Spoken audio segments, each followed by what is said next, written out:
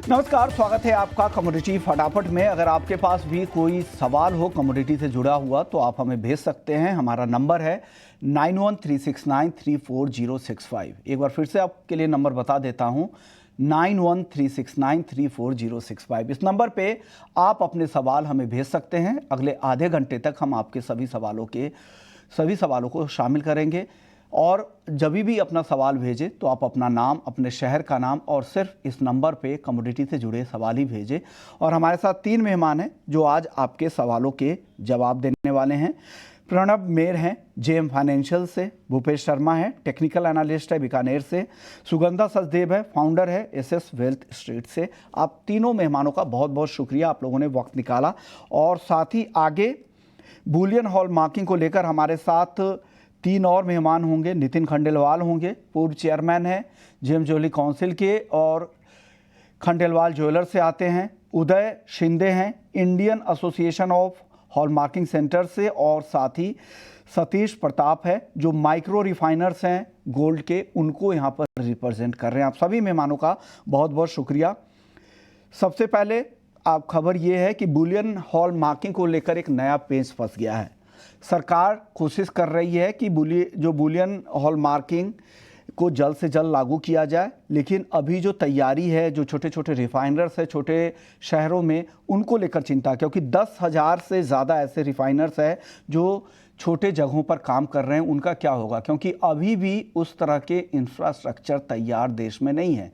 इस पर सबसे पहले नितिन जी आपका टेक लेते हैं। क्या जल्दबाजी नहीं होगा? क्या हम इसके लिए अभी तैयार है कि बुलियन हॉल मार्किंग को रिफाइनर्स के लेवल पे लागू करना? देखिए, आपके क्वेश्चन में ही मुझे आंसर दिख रहा है, क्योंकि 2008 से all India gem and jewellery domestic council वकालत कर रही है कि हॉल मार्किंग मैंडेटरी आना चाहिए और उसके लिए पूरा सपोर्ट में है। लेकिन इंफ्रास्ट्रक्चर की बात अगर देख रहे हैं तो बार बार ये ध्यान में आया कि अभी भी 700 के ऊपर डिस्ट्रिक्ट है और अभी भी 350 से कम डिस्ट्रिक्ट में हॉल मार्किंग आई है। तो जो हॉल मार्किंग अभी 700 डिस्ट्रिक्ट तक नहीं पहुंच पाई है, उसको अगर हम बुलियन को अगर मैंडेटरी कर देते हैं तो उन 500 450 डिस्ट्रिक्ट का क्या पोजीशन होंगी, इसके बारे में कोई क्लैरिटी नहीं है। दूसरी बात, इसमें इंडस्ट्री को कॉन्फिडेंस में लिया नहीं गया है कि एग्जैक्टली होने वाला क्या है, क्योंकि इसके अंदर कुछ लिमिटेड रिफाइनरी के पास में अगर इसकी रिफाइन करने के लिए माल जाता है, जो कि मेरे साथ में जो लास्ट बात हुई थी कि ये रिफाइन को जाएगा 2 दिन में आ जाएगा, 1 रुपए ग्राम में जाएगा, ये सब बोलने की बातें, ये कागज की बातें हैं। यहाँ पे रात भर दिन भर में जितना सोना जमा होता है उसको मॉर्निंग में रिफाइन होता है, रिफाइन होकर उसको हम लोग अपने कैरेटोमीटर में चेक करते हैं, अपने कारागिरों को दे देते। तो जीजेसी एज ए इंडिविजुअल भी मैं कहना चाहता हूं कि ये तो कोई हालत में एक्सेप्ट नहीं करेंगी कि इसको नेशनल लेवल के रिफाइनरी में बाहर भेजा जाए और वहां से रिफाइन होके आएगा। ये तो पूरी तरह से गोल्ड कंट्रोल एक्ट आ जाएगा। तो जिन भी ऑर्गेनाइजेशन ने इसमें सम्मति दी है, मैंने उनके सदस्यों से बात करी है, वो लोग इसके पक्ष में बिल्कुल भी नहीं है। तो इसमें जब तक कि हम पूरे नेशन को कॉन्फिडेंस में नहीं लेते, मुझे लगता नहीं कि ये होना चाहिए। अब मेरा दूसरा सवाल इसमें है कि 1 किलो बार पे अगर आप हॉल मार्किंग कर देते हैं, हम उसके 25-40 ग्राम के टुकड़े काट के कस्टमर को बेचते हैं, उसी के पीसेस करके हम अपने कारागिर को दे देते हैं। तो क्या वो पीसेस हम देते समय हर बार हॉल मार्क करेंगे? क्योंकि लॉ ये बोलता है कि 2 ग्राम के ऊपर अगर आपने हॉल मार्किंग के किए हुए चीज पे अगर कोई भी चेंज या अल्टरेशन किया तो आपको हर बार उसकी हॉल मार्किंग करनी पड़ेगी। तो 1 किलो सोना हम हमारे हिसाब से 25 लोगों में देते हैं, उसके वाउचर बना लेते हैं, एक जगह पे चेक कर लेते हैं। तो इसकी सीक्वेंसिंग कैसे उसकी लिखी जाएंगी? आज पुराना सोना कस्टमर लेके आता है हमारे पास में, जो हमने कई सालों में उसको दिया है, सोना है कैडबरी के रूप में, बिस्किट के रूप में, कॉइन के रूप में, तो वो सारा जो सोना रिफाइन के रूप में भी है, लॉ रिफाइन, तो वो रिफाइन को हम हॉलमार्क करके कैसे लेंगे? क्योंकि तो कस्टमर हमारे पास देंगे, वही हम अपने कारागिर को देते हैं, क्योंकि हर एक के पास कैरेटोमीटर लगा है, प्यूरिटी चेक करना उसका भी काम है। तो हम चाहते हैं कि हॉलमार्किंग आए, चांदी में भी आए, सोने पे आए, बुलियन पे आए, लेकिन जब तक के रिटेल लेवल की इंडस्ट्री बॉडी को, जिसको लार्जली एक्सेप्टेंस है, उसको जब तक के कॉन्फिडेंस में लिया नहीं जाएगा, तब तक की हॉलमार्किंग मुझे नहीं लगता है कि सक्सेसफुल नहीं होंगी। और मैं बार बार पूछता हूं आपके माध्यम से कि सर, बचे हुए 500 डिस्ट्रिक्ट में हॉलमार्किंग कब आने वाली है? क्योंकि इसका पूरा रोड मैप हमारे पास रेडी है। अगर बीआईएस डिपार्टमेंट जीजेसी के साथ बैठती है तो हमारा पूरा रोड मैप है। हम चाहते 1 साल के अंदर हम हिंदुस्तान के सारे डिस्ट्रिक्ट में हॉलमार्किंग लाके दे सकते हैं।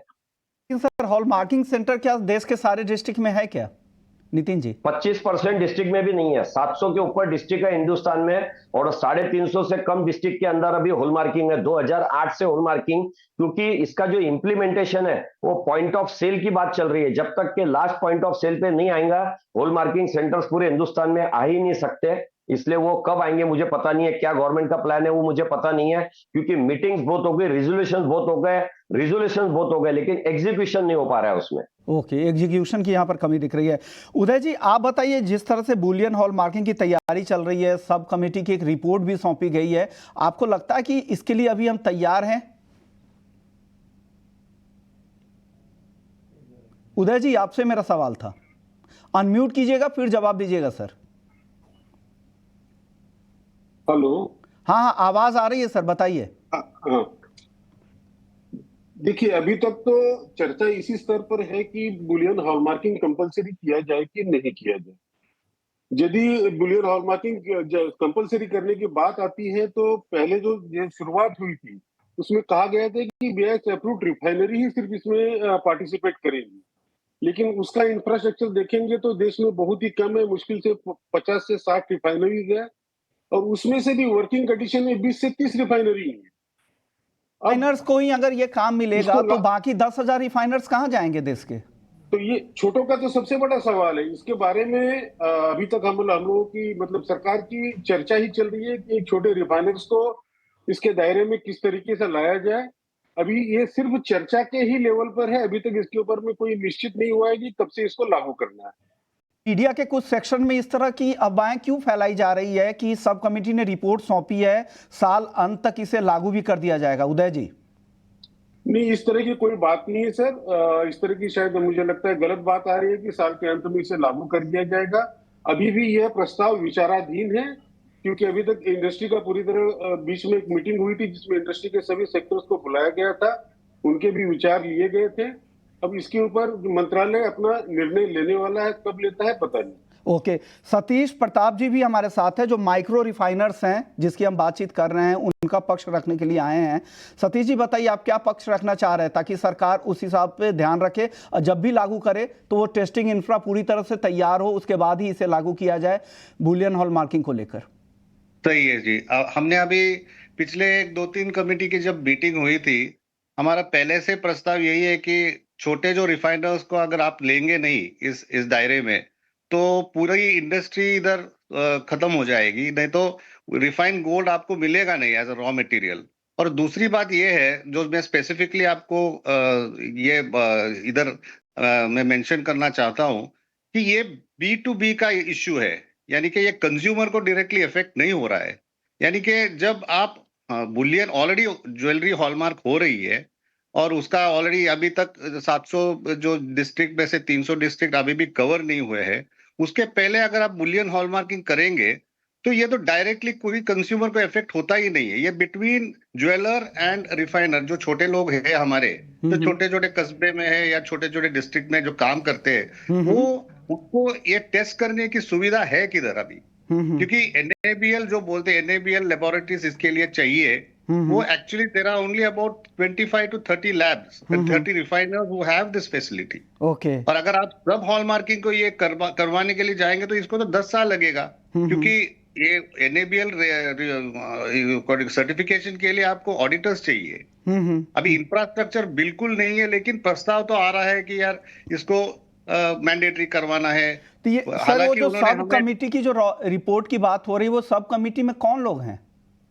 सब कमेटी में हॉल मार्किंग है, हम छोटे वाले हैं, बड़े रिफाइनरी वाले हैं, बुलियन डीलर्स है, और उसके अलावा गोल्ड के जो फेडरेशन वाले जीजेएफ, जो गोल्ड के सबसे बड़ा एसोसिएशन है, वो सब मिला के ये कमेटी फॉर्म की थी। अभी इसमें से बहुत सारा ऑपोजिशन आ रहा है, जो ज्वेलर्स है उनका ही ऑपोजिशन आ रहा है कि भाई इतनी जल्दी आप ये मैंडेटरी मत करो, क्योंकि it doesn't help the industry in any way. Okay, Nitin ji, आपसे मेरा एक सवाल होगा कि आप अगर बीआईएस की साइट पे जाएंगे तो वहाँ पर लिखा हुआ है कि एलबीए में और एनेबल मान्यता प्राप्त जितने भी लैब्स है उन्हीं को बीआईएस लाइसेंस है, और स्टैंडर्ड बार की मार्किंग के लिए भी इन्हीं लैब्स को मंजूरी दी गई है। फिर ये बाकी लोगों का क्या होगा, बाकी रिफाइनर्स का सर? मैं सहमत हूं, ये मेरा स्पष्ट आरोप है, ये पर्सनल इंटरेस्ट की वजह से गवर्नमेंट को दिया हुआ सुझाव है। अगर ये गवर्नमेंट अगर इसमें फोर्स करके इंप्लीमेंट करती है तो इसको all India gem and jewellery domestic council, जो पहले जीजेएफ थी, इसको कतई एक्सेप्ट नहीं करेंगी। और जो सब कमिटी की रिपोर्ट है उसके सारे मेंबर्स जो है वो उनका पर्सनल इंटरेस्ट इसके अंदर है और पर्सनल इंटरेस्ट की वजह से वो इसको इंप्लीमेंट करने की कोशिश कर रहे हैं। तो ये बिल्कुल ही इंफ्रास्ट्रक्चर है। हम चाहते हैं गवर्नमेंट को पूरा सपोर्ट करे, लेकिन गवर्नमेंट उसके लिए हमारे साथ में बैठे, हम इसका पूरा गवर्नमेंट को रोड मैप बनाएंगे, समझाएंगे, उसके बाद ही इसके ऊपर हम लोग काम कर सकते हैं। हमने इसका पूरा विरोध किया हुआ है क्योंकि इंफ्रास्ट्रक्चर रेडी ने 20, 30, 40 लोगों के फायदे के लिए पूरे इंडस्ट्री को स्टेक पे नहीं लगाया जा सकता। इसमें सबसे ज्यादा नुकसान होगा छोटे और मध्यम ज्वेलर्स का। बड़े store, chain store, corporate store तो ये सब चीजें मैनेज कर लेंगे, लेकिन जो रोज खाता है, रोज पकाता है, जो रोज थोड़ा सोना लेता है, बेचता है, रिफाइन करता है, रोज बनाता है, वो लोग बहुत तकलीफ में आ जाएंगे। और 100% गोल्ड कंट्रोल एक्ट पूरी फिर से आने की तैयारी में दिख रहा है अगर ये आता है तो। बिल्कुल सही कहा आपने, क्योंकि सिर्फ 55 रिफाइनर्स ऐसे हैं जिसे BIS अप्रूव्ड है, उसमें से भी सिर्फ 30-35 रिफाइनर्स एक्टिव है। तो जो छोटे कारोबारी है, जो छोटे जगहों पर अपनी रिफाइनर्स या मेल्टिंग कह सकते हैं वह करवाते होंगे, रिफाइंस करवाते होंगे, उनका क्या होगा? उनका तो फिर टर्नओवर रेशियो, टर्नओवर टाइम इतना ज़्यादा बढ़ जाएगा कि उनकी कॉस्टिंग इतनी ज़्यादा हो जाएगी कि उनके लिए सर्वाइवल मुश्किल हो जाएगा। नितिन जी, अब एक सवाल आपसे ये होगा, ये कौन लोग हैं 20-30 लोग जो ये पूरी इंडस्ट्री पे या पॉलिसी मेकर्स तक अपनी बात इतनी मजबूती से रख पा रहे हैं? मुझे नाम नहीं पता इन लोगों के। हमारे यहाँ से जो रिप्रेजेंटेटिव जाते हैं जीजेसी से, उनका कहना है कि मीटिंग के अंदर ये लोग हावी हो जाते हैं और उनकी बात पूरी तरह से नहीं रखी जाती है और बार बार जीजेसी ने इसका अपोज किया है। और इसके साथ में जैसे मेरे जो 2 सपोर्टिव है उन लोगों ने भी बताया कि पूरी तरह से इंफ्रास्ट्रक्चर रेडी नहीं है, तो 20, 30, 40 लोगों के हाथ में पूरी इंडस्ट्री जा नहीं सकती है। अभी भी अगर आप देखे जाएंगे तो पूरे हिंदुस्तान में जो हॉलमार्किंग लागू नहीं हो रही, उसके पीछे एक लॉबी है। उस लॉबी के ही लोगों के 30-30, 40-40 इंफ्रास्ट्रक्चर से एक सिटी के अंदर, तो जहां मुंबई, दिल्ली, कलकत्ता, राजकोट, वहां पे भरमार हो रही है हॉलमार्किंग सेंटर्स की। हॉलमार्किंग सेंटर्स की संख्या बढ़ रही है, सिटी की संख्या नहीं बढ़ रही है। मैं जिस सिटी में रहता हूं उसके सराउंडिंग में 7 डिस्ट्रिक्ट में एक भी हॉलमार्किंग सेंटर नहीं है। जहां मेरे शोरूम्स है वहां पे भी कोई हॉलमार्किंग डिस्ट्रिक्ट नहीं है। तो हम लोगों को बहुत दिक्कत हो रही है। हम 100% हॉलमार्किंग बेचना चाहते हैं। 15 साल पुराना लाइसेंस है हमारा, अभी हॉलमार्किंग तो अभी मैंडेटरी आया है। तो गवर्नमेंट को हम चाहते, बार बार विनंती करते हैं कि आप ग्राउंड रियलिटी के ऊपर जो लोग काम करते हैं उनके साथ मीटिंग करिए, ना कि हॉलमार्किंग एसोसिएशन के साथ करिए, ना कि किसी लिमिटेड लोगों के साथ में करिए। मैं बहुत स्पष्ट बोलता हूं कि इसके अंदर रिटेल बॉडी को इन्वॉल्व किए बगैर ये पूरे हिंदुस्तान में लागू नहीं करना चाहिए और नहीं होगा। ये इसको हम कतई सपोर्ट नहीं कर सकते अगर ये प्रॉपर इंफ्रास्ट्रक्चर के साथ में नहीं आता है तो। बिल्कुल सही बात है, क्योंकि जब तक आप हर लोगों को, हर स्टेक होल्डर्स का, क्योंकि देश की कमोडिटी है ये और घर घर की कमोडिटी है, हर शहर में, हर गांव में इसका इस्तेमाल होता है। अगर हर जगह, हर शहर में अगर आपके हॉलमार्किंग सेंटर्स नहीं होंगे, डिसेंट्रलाइज नहीं किया जाएगा, फिर आप इस तरह के फैसले लेंगे तो डेफिनेटली इसका निगेटिव असर छोटे कारोबारियों पर ज़्यादा होगा। शुक्रिया नितिन जी, वक्त की पाबंदी है, आपका भी। उदय जी और सतीश जी, आप लोगों ने भी अपना पक्ष रखा और उम्मीद है कि सरकार इसमें अमल में लाएगी और चंद लोगों की बात सिर्फ नहीं सुनी जाएगी, बाकी जितने भी लार्जर पार्टिसिपेंट्स इसमें अपनी राय देंगे उनके आधार पर फैसला लिया जाएगा। चलिए आगे बढ़ते हैं, हमारे साथ 3 और मेहमान हैं, उनसे भी बातचीत होनी है, इसलिए अब इस सेगमेंट से आगे बढ़ते हैं, अपने दर्शकों के सवाल जवाब का सिलसिला शुरू करते हैं। कई बहुत सारे दर्शक हैं जो इंतज़ार कर रहे हैं, कईयों के सवाल भी आ चुके हैं, एक एक करके सवाल लेते हैं। निशु हैं पहली दर्शक हमारे साथ हैं, मथुरा से इन्होंने सवाल भेजा है। इनका सवाल है कि 7 लॉट चांदी इन्होंने 90,050 रुपये में खरीद रखी है, अब जानना चाह रही कि क्या करना चाहिए। सुगंधा जी बताइए क्या करें, अभी भी इनको फायदा हो रहा है इतनी गिरावट, आज की गिरावट के बाद भी, क्या निकल जाए या बने रहें? सही भाव पे इनकी खरीदारी है, आप क्या कहेंगे? गुड इवनिंग विश्वमोहन जी, मुझे लगता है ओवरऑल चांदी का ट्रेंड अभी भी पॉजिटिव रहेगा। मैंने लास्ट शो में भी मेंटेन किया था कि 88,000 से 87,000 एरिया सिल्वर के प्राइसेस के लिए एक बहुत स्ट्रॉन्ग सपोर्ट एरिया है। 95,000 मार्क एक स्ट्रॉन्ग हर्डल है प्राइसेस के लिए। इनफैक्ट प्राइसेस इसी ब्रॉड रेंज में ट्रेड कर रहे हैं। मुझे लगता है डाउन साइड में अगर आपका स्लाइटली रिस्क एपेटाइट बढ़ा है और आप 88,000 का स्टॉप लॉस रख सकते हैं तो आप डेफिनेटली इस पोजीशन को पोजिशनल पर्सपेक्टिव से होल्ड कर सकते हैं। मुझे लगता है आने वाले दिनों में चांदी में फर्दर गेन्स देखने को मिल सकते हैं। प्राइसेस ने 88,000 मार्क पर एक अच्छा बेस बनाया है और यहाँ से मुझे लगता है ओवरऑल ये रैली कंटिन्यू रहेगी। इवन दो शॉर्टर टर्म में अगर हम देखें तो थोड़ा प्रेशर देखने को मिल सकता है, बिकॉज डॉलर इंडेक्स में हमने अच्छी अपसाइड आते हुए देखी है। After 4 consecutive weeks of decline last 2 week से हम डॉलर इंडेक्स में गेन्स आते हुए देख रहे हैं. सो ये फैक्टर्स सिल्वर के प्राइसेस को कुछ हद तक प्रेशराइज कर रहा है. बट अगर हम ब्रॉडर ट्रेंड की बात करें तो मुझे लगता है ट्रेंड पॉजिटिव है. आप अपनी पोजीशन में बने रह सकते हैं. पोजिशनल पर्सपेक्टिव से 88,000 का स्टॉप लॉस रखें. ओके, 88,000 का पोजिशनल पर्सपेक्टिव से आप स्टॉप लॉस लगा के बनी रह सकती हैं. अगले दर्शक है नितिन है कानपुर से. नितिन का सवाल है कि 89,580 रुपए पे इन्होंने 2 लॉट चांदी खरीदा है. सवाल बिल्कुल मिलता जुलता है, हालांकि इनका खरीद भाव काफी नीचे का है. क्या करना चाहिए भूपेश जी? जी नमस्कार विश्वमोहन जी, अगर नमस्कार चांदी सर. की बात करें तो 90,000 का स्ट्रिक्ट स्टॉप लॉस इन्हें ट्रेलिंग बेसिस पर फॉलो करना चाहिए. और अगर 90,000 के नीचे चांदी का बाजार जाता है तो मुझे लगता है आने वाले समय में 89,000 और नीचे में 88,000 के भाव बहुत आसानी से देखने को मिलेंगे. इसलिए स्ट्रिक्ट स्टॉप लॉस जरूर से फॉलो करें. अगले दर्शक हमारे साथ रोशन फेरवानी है कटनी से. गोल्ड इन्होंने 75,950 रुपए में शॉर्ट कर रखा है. अब जानना चाह रहे हैं कि क्या करें. प्रणव जी बताइए रोशन जी को क्या करना चाहिए. शॉर्ट है 75,950 रुपए में, क्या करें? जो लेवल पे शॉर्ट किया है वही सपोर्ट लेवल है 75,950 का, और अगला सपोर्ट बनता है उसका 75,650. तो ट्रेंड तो पॉजिटिव है. अगर थोड़ा भी करेक्शन मिलता है सपोर्ट के आसपास तो एक बार हमें एग्जिट कर लेना चाहिए कि शॉर्ट पोजीशन में से, क्योंकि ओवरऑल ट्रेंड पॉजिटिव है. अभी भी करेक्शन थोड़ा भी आता है तो फिर से मार्केट तेजी की तरफ निकल जाता है. हमने ये चीज पिछले हफ्ते भी देखी थी.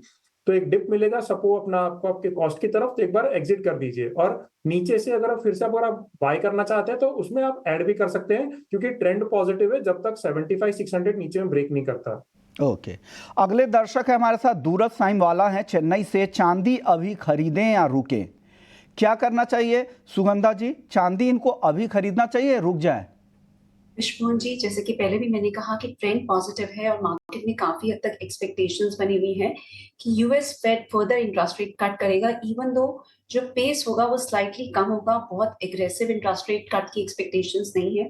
मार्केट में एक्सपेक्टेशंस है after the recent inflation data, जहां इन्फ्लेशन स्लाइटली बड़ी है in the last month as compare to expectations. But अगर हम एनालाइज बेसिस पे देखते हैं तो it was the smallest increase in inflation in last 3.5 years. सो मुझे लगता है ये जो इंटरेस्ट रेट कट की ट्रेजेक्ट्री है ये पॉजिटिव रहेगी गोल्ड एंड सिल्वर के प्राइसेस के लिए. बट यस, अगर आपको बाय करना है तो मुझे लगता है थोड़ा वेट करें. 90,200 के आसपास सिल्वर के प्राइसेस आते हैं तो वहां पर बाइंग करना सेफ रहेगा. आपका शॉर्ट टर्म में अगर हम स्टॉप लॉस लेते हैं तो 89,200 का स्टॉप लॉस रखें. हाई साइड में 92,700, 94,000 तक के लेवल्स देखने को मिल सकते हैं. ओके, और चलिए. अगर आप स्लाइटली पोजिशनल पर्सपेक्टिव रखते हैं तो 88,000 का स्टॉप लॉस रखें. और हायर साइड में मुझे लगता है 96,000 के लेवल्स भी जल्दी देखने को मिल सकते हैं. अगले दर्शक हमारे साथ प्रमोद हैं कटनी से. 228 रुपए पे नेचुरल गैस इन्होंने खरीदा है. भूपेश जी, क्या करना चाहिए इनको? 228 की बाइंग है एनजी. जी सर, अगर नेचुरल गैस की बात करी जाए तो नेचुरल गैस का ट्रेंड और मोमेंटम दोनों ही नेगेटिव बने हुए हैं. मुझे लगता है कि अभी जो भाव चल रहा है 217 का, करंट भाव पर भी बिकवाली कर सकते हैं. और यहाँ पर अभी जो पिछले जो भाव थे 210 रुपए और उसके नीचे 200 रुपए के आसपास, वो भाव आने की अधिक संभावना है. इसलिए नेचुरल गैस में बिकवाली करने की सलाह रहेगी. तो नेचुरल गैस बेचने की सलाह इनकी आ रही है. प्रमोद जी के लिए ये सलाह है. अगले दर्शक हैं जितेंद्र हैं चेन्नई से. चांदी क्या 80,000 रुपए तक नीचे आ सकती है क्या? प्रणव जी, आपको लग रहा है क्या चांदी 80,000 तक आ सकती है क्या? 80,000 का 80,000 का पॉसिबिलिटी तो बहुत कम दिख रहा है फिलहाल, क्योंकि अगर आप देखें चार्ट्स पर डेली मूविंग एवरेज अगर देखते हैं तो 81,500, 82,000 के करीब चल रहा है. अगर मेटल्स में अगर करेक्शन आता है, गोल्ड सिल्वर में अगर करेक्शन आता है तो आप चांदी को एक्सपेक्ट हम करेंगे कि शायद ये 82, 83 की रेंज में आ जाए. बट फिलहाल जो मोमेंटम बना है वीकली चार्ट पे, डेली चार्ट पे, उस हिसाब से जब तक 88,000, 88,200 ब्रेक नहीं करता, हमें नहीं लगता कि चांदी में ज्यादा करेक्शन आएगा. ये एक कंसोलिडेटिव मूव है. इसके बाद फिर से ये ऊपर की चाल चलेगा. और पोजिशनली देखिए तो प्राइसेस 96,400 जो कि ऑल टाइम हाई है, वो लेवल को भी पार कर सकते हैं. तो ये व्यू है आपके लिए चांदी पर. अगले दर्शक हमारे साथ कृष्ण हैं दिल्ली से. कॉपर में क्या करना चाहिए?